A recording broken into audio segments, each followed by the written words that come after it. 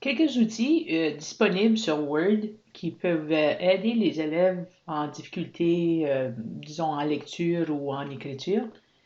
Je vais vous montrer premièrement à partir de Word qui est installé sur l'ordinateur. Donc moi je le lance à partir d'ici. Ça se peut que vous l'avez d'épinglé au bas ici ou c'est possible qu'il est dans votre menu démarrer. Donc je le lance ici. Puis, une première chose qu'on va regarder, c'est le petit micro pour la dictée. Celui-ci, il est configuré par le navigateur, euh, pas le navigateur, mais le système d'exploitation Windows. Donc, si on a à configurer le micro, ça serait sur Windows. Donc ici, premièrement, je vais cliquer le petit menu pour voir si c'est la langue canadien, français-canada qui est choisie. Ensuite, quand je suis prête à dicter mon texte, je clique sur le petit micro et ça va commencer. Je vais dicter un texte, justement pour avoir du texte à vous montrer. Donc, je fais mon petit monologue, ça ne devrait pas être long. L'équipe des Canadiens de Montréal est très compétitive cette saison. Point. C'est une équipe qui a beaucoup d'énergie et cela rend les parties excitantes à surveiller. Point. J'espère qu'ils auront plusieurs victoires d'ici la pause de Noël. Point. J'aimerais aussi les voir jouer dans les séries éliminatoires au printemps. Point. OK, donc quand j'ai commencé à dicter mon texte, j'ai premièrement cliqué sur mon micro, puis pour arrêter la dictation, j'ai cliqué de nouveau sur le micro pour arrêter l'enregistrement. Donc j'ai un texte maintenant. C'est quand même pas pire, je trouve qu'il est très bien là, pour prendre le texte, la voix, puis traduire en texte. Je vais me rendre premièrement à révision.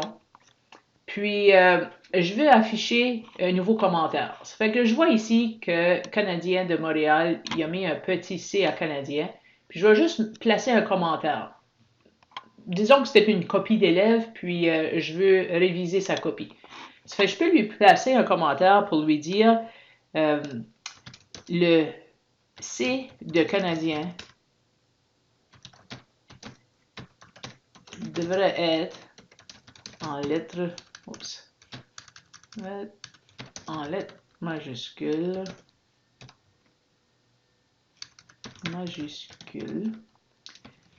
puisque c'est un nom d'équipe, donc un nom propre.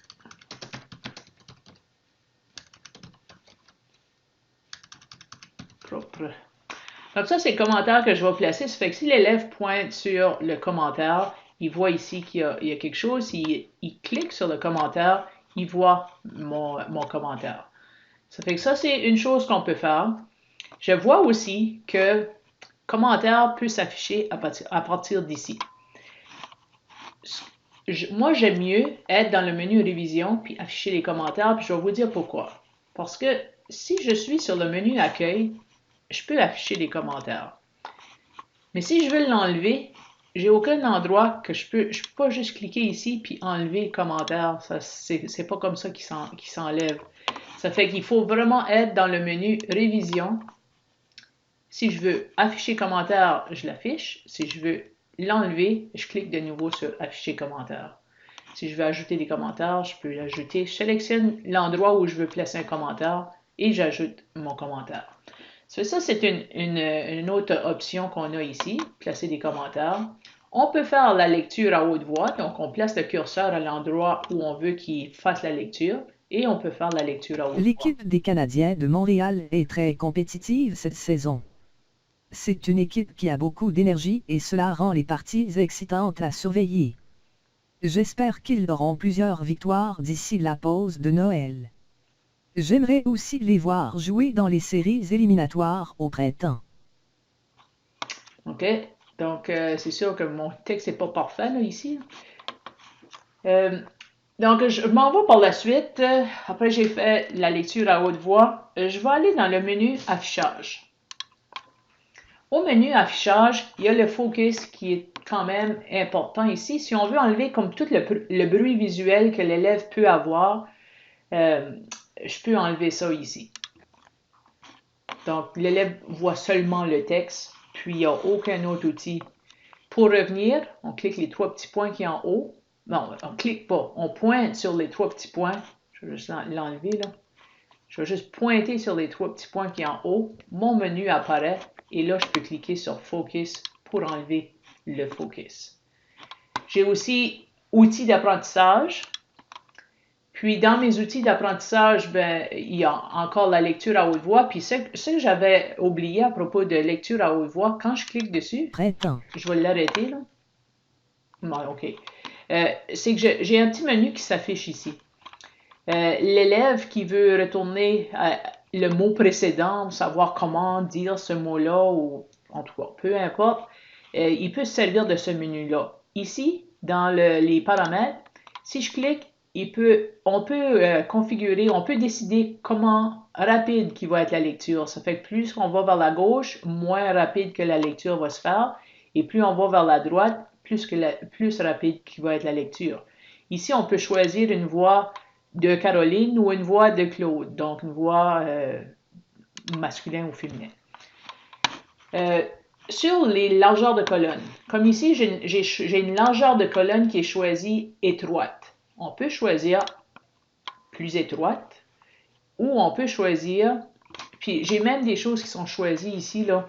Je vais enlever ça, je vois que j'ai syllabes puis espacement de texte. Donc, je vais revenir, puis je vais vous montrer comment appliquer ça. Donc, il y a la largeur de colonne. On peut avoir très étroite, étroite, moyenne, large. Fait que vous choisissez celle qui est préférable ou l'élève choisit celle qui est préférable. Couleur de fond. Il y en a qui aiment peut-être plus lire, ou c'est plus facile de lire blanc sur noir que noir sur blanc.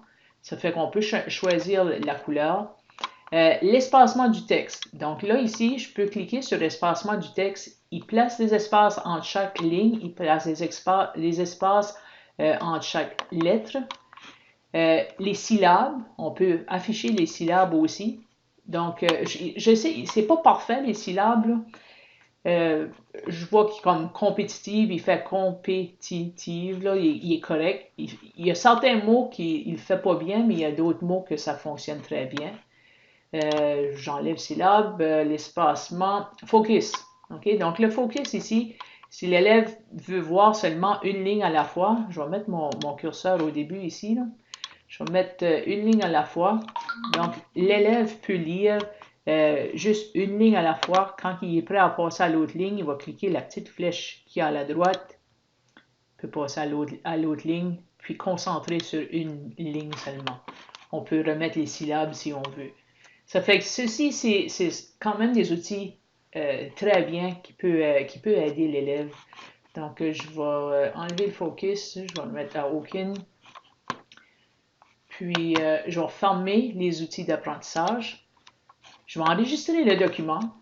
Donc, ici, pour enregistrer le document, puis une chose aussi qu'on peut faire, quand on a nos menus ici, là, moi, j'aime voir tous les outils. Je ne sais pas si vous voyez tous les outils. Mais si je vais sur Accueil, je peux voir, je peux voir tout mon menu. Moi, je l'ai comme ça d'affiché. Ou il peut être minimisé comme ça. Si vous l'avez minimisé, moi, je vais vous montrer comment garder le ruban en Office. C'est ça, même qu'on appelle ça ici, le menu. Là. On appelle ça un ruban Office. On peut l'épingler. Ça fait qu'on peut cliquer juste sur ceci. Puis, j'ai toujours ça d'affiché en haut. OK, donc pour enregistrer, je peux aller dans le fichier enregistrer sous ou je peux cliquer la petite symbole de disquette qui est en haut ici. Ça fait que je clique sur le symbole de disquette, puis je veux enregistrer sur OneDrive. Ceci, je vais l'appeler écriture. Donc j'enregistre mon document là. Je vais le fermer, je vais vous montrer.